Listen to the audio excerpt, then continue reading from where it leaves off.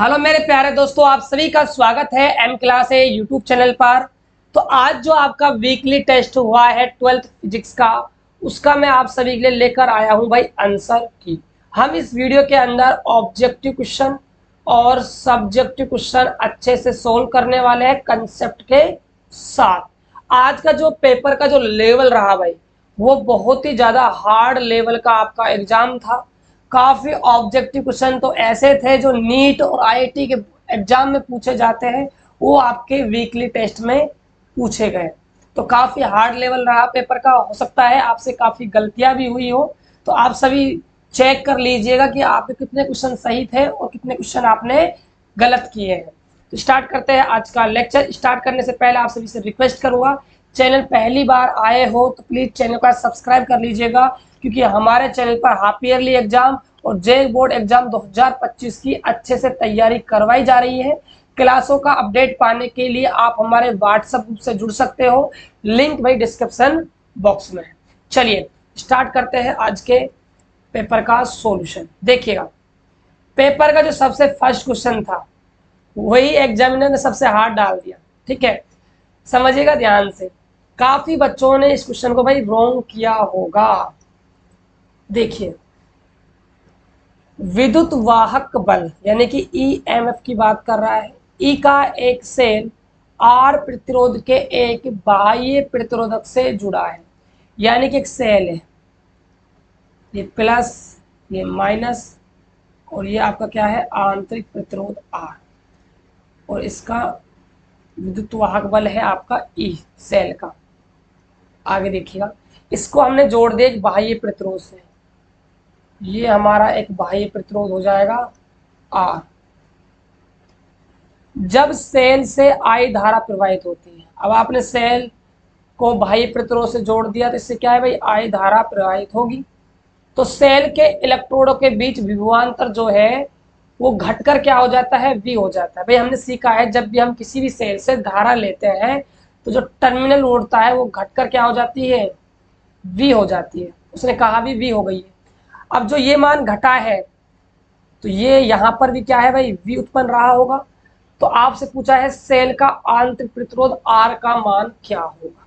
देखिए, पहले हम बात करते हैं कि प्रतिरोध के सिरों पर कितना विभवांतर उत्पन्न हुआ।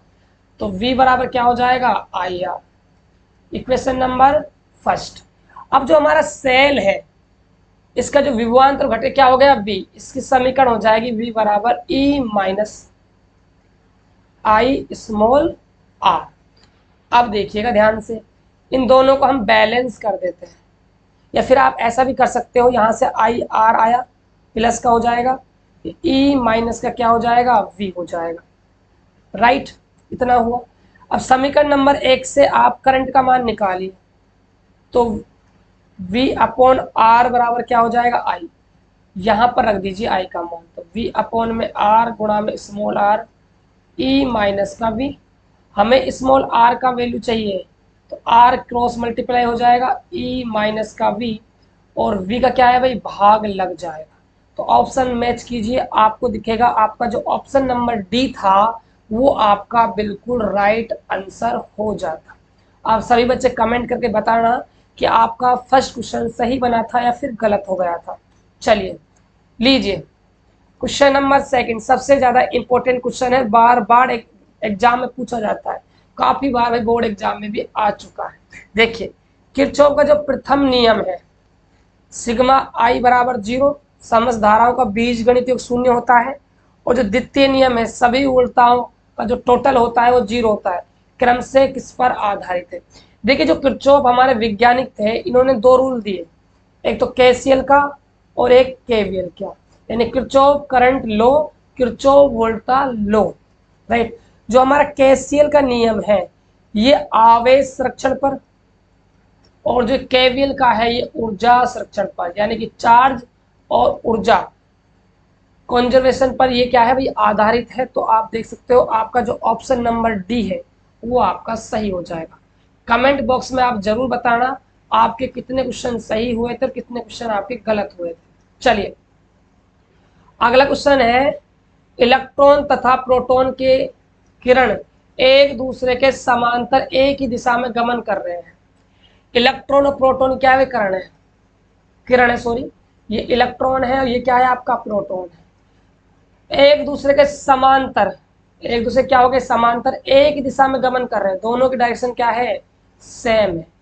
और हमने पढ़ा है जब भी दो जो किरण होती है वो एक दूसरे के समांतर होती है और एक दिशा में होती है तो एक दूसरे पे कौन सा बल लगता है भाई, प्रतिकर्षण बल लगता है। ऑप्शन नंबर हमारा बी बिल्कुल सही जवाब हो जाएगा। चलिए बात करते हैं क्वेश्चन नंबर हम 4 की। एक इलेक्ट्रॉन को एक समान विद्युत तथा चुंबकीय क्षेत्र को एक दूसरे के समांतर है में छोड़ा जाता है तो इलेक्ट्रॉन, देखिएगा ध्यान से, देखिए दो क्षेत्र है, एक तो है आपका विद्युत क्षेत्र, ठीक है, और एक आपका क्या है चुंबकीय क्षेत्र, जो एक दूसरे क्या है समांतर है, तो ये आपका क्या है चुंबकीय क्षेत्र है। इसके अंदर आप इलेक्ट्रॉन को छोड़ देते हो तो इलेक्ट्रॉन पर क्या इफेक्ट पड़ने वाला है। देखो हम सभी ने पढ़ा है जो इलेक्ट्रॉन होता है वो हमेशा विद्युत क्षेत्र की विपरीत दिशा में क्या करता है, गति करता है, यानी कि एक सीधी सरल रेखा में क्या है भाई गमन करेगा। तो ऑप्शन नंबर हमारा फर्स्ट बिल्कुल सही जवाब हो जाएगा। चलिए अगला क्वेश्चन देखिएगा, लीजिए शानदार क्वेश्चन पूछा था ये भी, क्वेश्चन नंबर 5। दो समांतर चालक है जिनमें धारा क्रम से है, पहले में बह रही है 4 एम्पियर और दूसरे में क्या है भाई 10 एम्पियर धारा प्रवाहित होती है। इसमें ये नहीं बोला गया है कि जो धारा बह रही है उस एक दिशा में है या फिर अलग दिशा में, वो आपकी मर्जी है, आप अलग भी मान सकते हो और एक भी मान सकते हो। दोनों तारों के जो बीच की दूरी है वो 2.5 सेंटीमीटर है। तो देखिए क्या क्या गिवन है, फर्स्ट वायर की धारा को मानेंगे हम I1 4 एम्पियर, सेकंड जो तार है इसमें धारा बह रही है 10 एम्पियर और जो दूरी है वो कितनी है 2.5 सेंटीमीटर, मीटर में कन्वर्ट करेंगे तो 2.5 भाग लगा देंगे 100 का, तो 50 बटा में 100, एक जीरो और आ जाएगी, पॉइंट हटेगा तो बच्चों है ना, तो 25 से कम 25, यहाँ से 4 में कटा, एक जीरो आ गया, ठीक है, 1/40 मीटर आपकी दूरी आ गई। उनके बीच प्रति इकाई पर लगने वाला बल पूछा जा रहा है, तो F अपॉन में L पूछा जा रहा है, फॉर्मूला होता है न्यू नोट अपॉन में 2πd I1 और I2। न्यू नोट का मान होता है 4π 10 की घात -7 I4 I2 10 2π गुणा d का मान 1/40। आगे देखिएगा, पाई से आपका पाई कैंसिल आउट हो जाएगा, 2 से आपका 4 2 बार कट जाएगा, 2 को आप 4 से मल्टीप्लाई करोगे 8 आ जाएगा, 10 की घात -7 गुणा 10 और ये 40 आपका ऊपर चला जाएगा। आगे देखिएगा 4 अट्ठे आपका 32 गुणा 10 की घात -7, यहाँ से 10 की पावर क्या निकले जाएगा 2, तो 32 गुणा 10 की घात -5 आ जाएगा न्यूटन पर मीटर।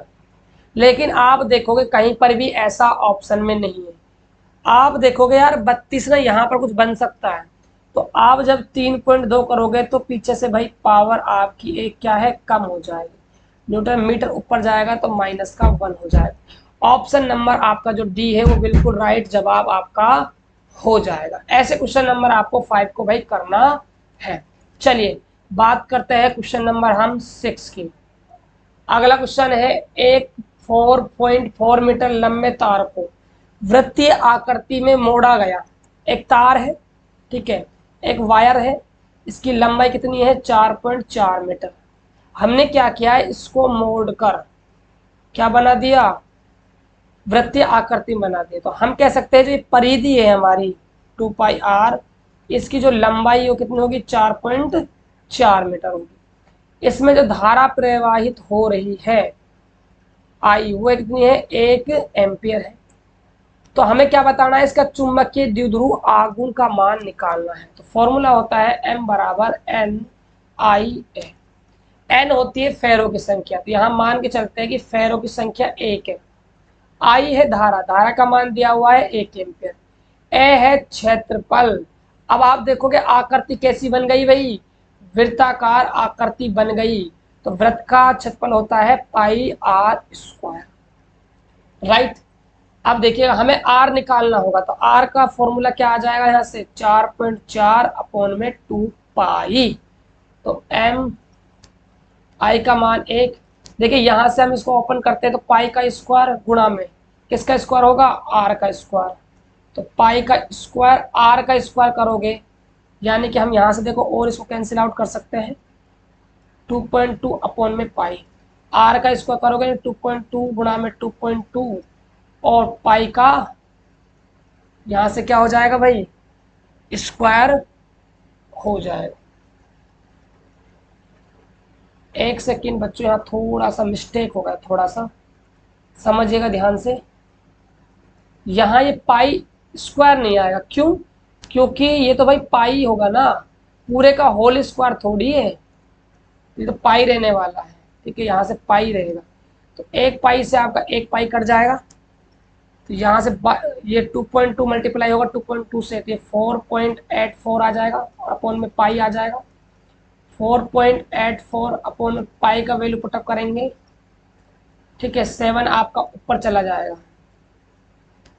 मल्टीप्लाई होगा इससे, और इसको आप इससे काटोगे, ठीक है। तो ये 0.22 कटेगा, पूरा 7 होगा, 4 1 5 और ये 1, ठीक है। आगुण है तो मात्रक एम्पियर गुणा में क्या हो जाएगा, मीटर स्क्वायर, यानी कि ऑप्शन नंबर जो हमारा बी है वो बिल्कुल करेक्ट आंसर चला जाएगा। चलिए अगले क्वेश्चन की ओर बढ़ते हैं। ये क्वेश्चन काफी बार बोर्ड एग्जाम में पूछा गया है, इस पर लगा लीजिएगा मोस्ट इंपोर्टेंट क्वेश्चन। क्या है, यदि वोल्ट मीटर की जगह एमीटर का प्रयोग किया जाए तो एमीटर से हमें आवश्यक रूप से जोड़ना होगा, क्या जोड़ेंगे। तो हम यहाँ पर जोड़ेंगे भाई उच्च मान का एक प्रतिरोध जोड़ेंगे, और कौन से क्रम में जोड़ेंगे भाई, श्रेणी क्रम में।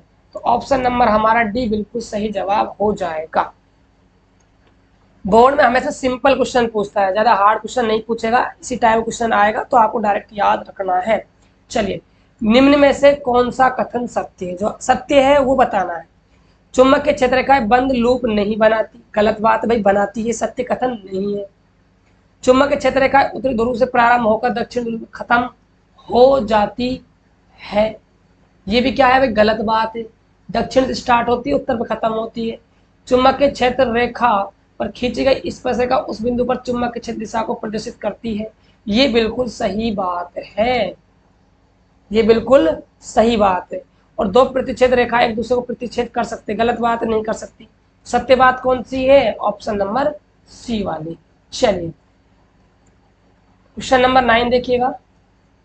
एक छड़ को जब चुंबक के नजदीक लाया जाता है तो वह प्रतिकर्षित होता है, ऐसा इसलिए क्योंकि छड़ बना है। देखिए कोई छड़ है और छड़ को आप चुंबक के पास ला रहे हो, तो ये छड़ क्या है भाई, प्रतिकर्षित हो रही है। तो ये पूछ रहा है भाई छड़ किस मेटल की बनी हुई है। तो याद रखिएगा एल्यूमिनियम जो है उससे क्या है भाई, चुंबक जो है उसको धक्का मारती है, प्रतिकर्षित करती है, ऑप्शन नंबर सी हो जाए। चलिए क्वेश्चन नंबर 10 देखिएगा। पदार्थ X की चुंबकनशीलता एक से थोड़ा छोटा है, एक से क्या है भाई, थोड़ा छोटा है, जबकि Y पदार्थ की जो चुंबकनशीलता है वह एक से क्या है, अधिक है। तो देखिए चुंबकनशीलता अपने आप में एक बहुत ही शानदार टॉपिक होता है, ठीक है। मैं आपको पढ़ाऊंगा, जब मैं आपको चैप्टर नंबर 4 पढ़ाऊंगा, टेंशन मत लीजिए आप, अच्छे से हम इसको डीपली पढ़ेंगे। फिलहाल आपको इतना याद रखना है, इसका जो मान है, न्यू वाला जो मान है वो क्या है भाई, एक से छोटा है, थोड़ा अधिक है, सॉरी पहले एक्स का जो है वो क्या है भाई, थोड़ा छोटा है, और वाई का क्या है भाई, बड़ा है, ठीक है। कभी भी ऐसा आता है तो आपको हमेशा याद रखना है, जो आपका एक्स है वो तो बनेगा आपका प्रतिचुंबकीय, और जो आपका वाई है वो बन जाएगा आपका अणुचुंबकीय पदार्थ। ऑप्शन मैच कीजिए, कौन सा ऑप्शन आपका भाई सही होगा। तो ऑप्शन नंबर आप देख सकते हो डी ऑप्शन, एक्स क्या बनेगा, एक प्रतिचुंबकीय, और वाई क्या बनेगा, एक अणु चुंबकीय आपका बन जाएगा। चलिए चलिए ये हुए आपके ऑब्जेक्टिव क्वेश्चन समाप्त। अब हम करेंगे वेरी शॉर्ट आंसर क्वेश्चन। ये आपके सिलेबस का क्वेश्चन नहीं है, ये 11th क्लास का भाई क्वेश्चन यहाँ पर पूछ लिया गया है। ठीक है, तो इसको आपको मैं नहीं करवाऊंगा। ठीक है, और हो सकता है आपको भी इसके मार्क्स जो है भाई वो मिल जाए, क्योंकि ये आपके सिलेबस में नहीं है। अगला है 12वां क्वेश्चन, चुंबकत्व में गाउस के नियम को लिखिए और इसके महत्व की व्याख्या भी कीजिए। तो नियम क्या होता है भाई चुंबक के लिए गाउस का? क्लोज जो इंटीग्रेशन होता है वो चुंबकीय क्षेत्र की रेखा समाकलन के जो बराबर होता है शून्य के। ठीक है, ये आपको बताना था, थोड़ी बहुत इसकी आप थ्योरी लिख देते। चलिए क्वेश्चन नंबर देखेंगे हम भाई 13। लीजिए, सबसे डेंजर क्वेश्चन है ये। कुछ बच्चे तो क्वेश्चन को देखकर ही उनको डर लगने लग गया, भाई गुरुदेव क्या आ गया ये। ठीक है, बहुत शानदार क्वेश्चन पूछा है भाई, किरचॉफ के नियम। चलिए थोड़ा सा भाई डार्क हो गया, नियम थोड़ा सा भाई मोटा कर लेते हैं। नियम का प्रयोग करके नीचे दिए गए परिपथ में 4 ओम 1 ओम 2 ओम से प्रवाहित होने वाली धाराओं की आपको भाई गणना करनी है। किरचॉफ के नियम का यहाँ पर यूज करना है। देखिएगा, तो हम यूज करेंगे भाई केसीएल का, यानी कि सेकंड लॉ यूज करने वाले हैं।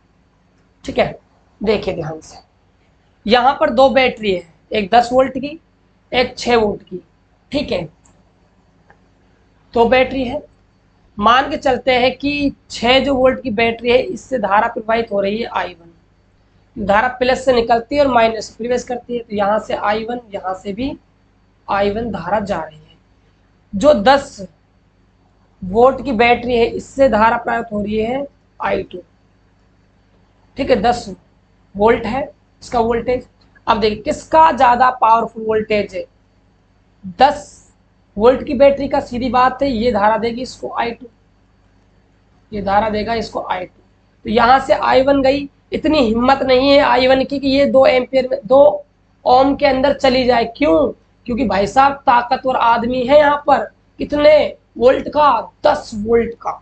इसीलिए इसकी हिम्मत नहीं है, दोनों को दोनों धाराएं हैं जो इधर से निकल जाएगी, I1 प्लस में I2, यहां से I1 प्लस में I2। बात क्लियर हुई? अब देखिए, अब हम यहाँ पर किरचॉफ का नियम लगाएंगे, तो हम यहाँ पर यूज करेंगे लूप।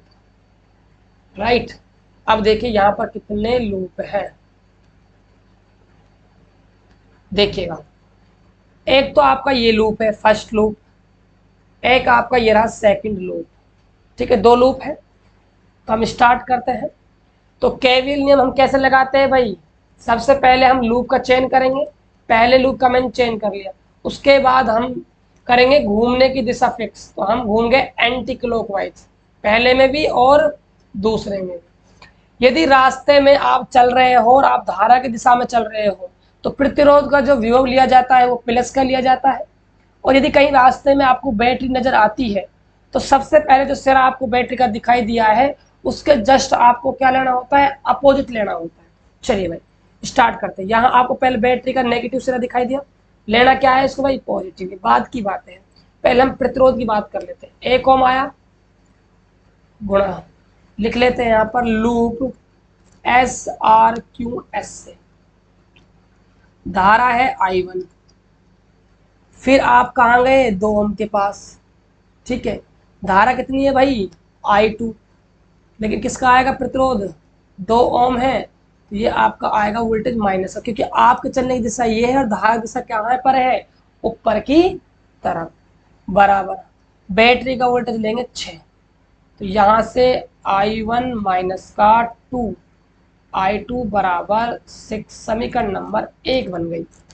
अब देखिएगा लूप, अब हम लूप की बात करेंगे QPSQ से। क्यों से आप पी गए, आपको रास्ते में क्या मिला? 4 ओम। धारा कितनी बह रही है? I प्लस में I2 प्लस कर लेंगे क्योंकि हमारे जाने की दिशा और धारा की दिशा सेम है। यहाँ रास्ते में कुछ नहीं मिला प्रतिरोध। बैटरी का कौन सा सिरा दिखाई दिया? नेगेटिव, तो हम पॉजिटिव ले लेंगे। फिर यहाँ हम देखिए हम 2 ओम के पास गए, धारा की दिशा में करंट है I2 बराबर है 10। आगे देखिएगा 4 I1 प्लस में 4 I2 प्लस में 2 I2 बराबर में 10। यहाँ से 4 I1 प्लस में 6 I2 बराबर में 10। 2 कॉमन आएगा तो 2i1 प्लस में 3i2 बराबर 5, समीकरण नंबर 2 हो जाएगी। अब देखिए 2 समीकरण है आपके पास, राइट, और 2 ही आपको मान निकालने हैं। i1 और i2 को मान निकल जाएंगे तो हम प्रतिरोधों पर वोल्टेज भी इजीली निकाल लेंगे। अब देखिए हम क्या करेंगे, हम लगाएंगे यहाँ पर विलोपन विधि। मैं क्या करूंगा, समीकरण नंबर 1 को गुणा करूंगा, ठीक है, और गुणा करने के बाद समीकरण नंबर 2 में से मैं घटा दूंगा। देखिएगा, समीकरण 1 को हम 2 से गुणा करेंगे और फिर हम समीकरण 2 में से घटा देंगे। तो समीकरण 1 को 2 से गुणा करेंगे, 2i1 माइनस का 4i2 बराबर 6 दूनी 12, 2i1 3i2 बराबर 5। घटाना है तो माइनस माइनस और ये माइनस कैंसिल आउट हो जाएगा। माइनस का 4 माइनस का 3 कितना हो जाएगा, माइनस का 7i2, 12 में से 5 जाएंगे 7, i2 का मान आएगा माइनस का 1 एम्पियर। लेकिन आप सभी जानते हो धारा का मान कभी भी नेगेटिव नहीं आता है, इसीलिए हम इसको क्या ले लेंगे, पॉजिटिव ले लेंगे। चलिए i2 का मान आया तो इसको रख देंगे समीकरण 1 में।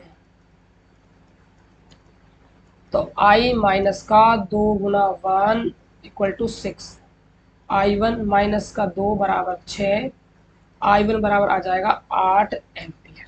ठीक है, अब बात की जाए 1 ओम से कितनी धारा बहेगी, कितना वोल्टेज पूछा है, धारा पूछी बच्चों, एक बार हम देख लेते हैं क्वेश्चन के अंदर। धारा पूछी है, धारा पूछी गई है, क्या पूछी गई है, धारा पूछी है। तो देख लीजिए, तो 1 ओम से धारा गुजर रही है आई, तो आई का मान, i1 का मान कितना है 8 एम्पियर। 1 ओम से जो धारा बहेगी वो बहेगी 8 एम्पियर। ठीक है, 2 ओम से कितनी धारा बहेगी, 1 एम्पियर, और 4 ओम से i1 प्लस i2 यानी कि 9 एम्पियर धारा प्रवाहित होगी। तो ऐसे आपको इस न्यूमेरिकल क्वेश्चन को करना था। चलिए बात करते हैं क्वेश्चन नंबर 14 की, देखिएगा ध्यान से।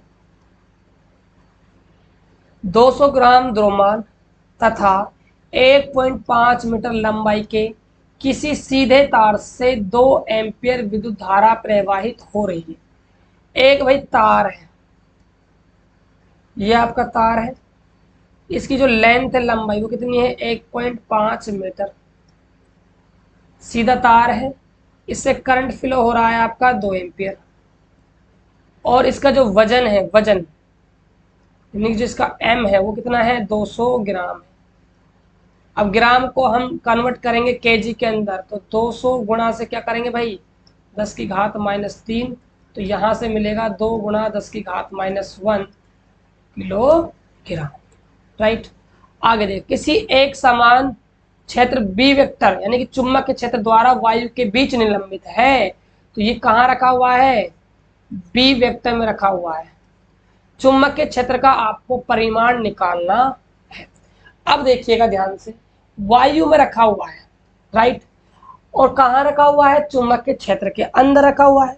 तो आप सभी को पता है जब भी हम किसी भी वायर को चुंबकीय क्षेत्र के अंदर रखते हैं तो उस पर कितना फोर्स लगता है, F बराबर I L B sine theta लगता है। लेकिन याद रहे ये वायु के बीच निलंबित है, वायु के बीच, इसको हमने क्या है भाई रोक के रख रखा है। तो नीचे की तरफ कौन सा बल लगेगा भाई, mg लगेगा, हाँ या ना भाई। ऊपर क्या नीचे क्या लगने वाला है, गुरुत्वीय बल लगेगा mg, ये एक फोर्स लगेगा, और जो मैग्नेटिक फोर्स है वो आपका ऊपर की तरफ लगेगा FB। FB का मतलब यहाँ फेसबुक से नहीं है, मैग्नेटिक फील्ड से है, राइट। तो हम इन दोनों बलों को इक्वल कर देंगे, mg बराबर में ILB साइन थीटा। अब देखिए, अब बात करते हैं हम कोण की। आपका जो मैग्नेटिक फील्ड है वो ऊपर की तरफ है, जो एंगल होता है वो L और B के बीच में होता है। आपका जो मैग्नेटिक फील्ड है B वो ऊपर की ओर है और लंबाई आपकी ये है, तो कोण कितना बन गया भाई साहब, यहाँ से 90 डिग्री बन गया। तो यहाँ पर आप 90 रखोगे तो mg बराबर में ILB हो जाएगा, क्योंकि साइन 90 का वैल्यू 1 होता है। बी पूछा है तो बी का फॉर्मूला बन जाएगा यहाँ से mg अपॉन में IL। m है द्रव्यमान, कितना है 2 गुणा 10 की घात -1। g है गुरुत्वीय त्वरण, इसको हम लगभग 10 मान लेते हैं या फिर 9.8 होता है इसका मान। धारा है 2, लंबाई है 1.5। 2 से आपका 2 कैंसिल आउट हो जाएगा, इससे आपका ये कैंसिल आउट हो जाएगा, ऊपर आपका 10 नीचे आपका 15। 5 के टेबल से काट दीजिए, 5 10 5 3 15। यहाँ से आपका आएगा 0.66 टेस्ला। ये आपका भाई चुंबकीय क्षेत्र निकल कर आ जाएगा। तो ऐसे आपको इस क्वेश्चन को भाई करना था। अगला क्वेश्चन देखिएगा, क्वेश्चन नंबर आपका है, यहाँ आपको व्यंजक निकालना था, ठीक है। और यहाँ पर आपको लेवल डायग्राम का जो उपयोग का चल कुंडली जो धारा मापी उसका सिद्धांत कार्य सब कुछ करना था। और यहाँ पर आपको गैल्वेनोमीटर को वोल्टमीटर का एमीटर को रूपांतरित करने की विधियों का आपको भाई वर्णन करना था। तो ये था भाई आज का आपका वीकली टेस्ट का सॉल्यूशन। आप सभी दोस्त कमेंट करके जरूर बताइएगा आपको ये सॉल्यूशन कैसा लगा। यदि क्लास आपको अच्छा लगा हो तो भाई चैनल को सब्सक्राइब कर लीजिएगा, क्योंकि हमारे चैनल पर आपको बोर्ड एग्जाम 2025 की केमिस्ट्री और फिजिक्स की हर चैप्टर वाइज तैयारी करवाई जा रही है। और आप कमेंट करके बताना आपके कितने नंबर बन रहे हैं 40 में से। मिलते हैं और एक बेहतर वीडियो के साथ, तब तक के लिए जय हिंद, वंदे मातरम।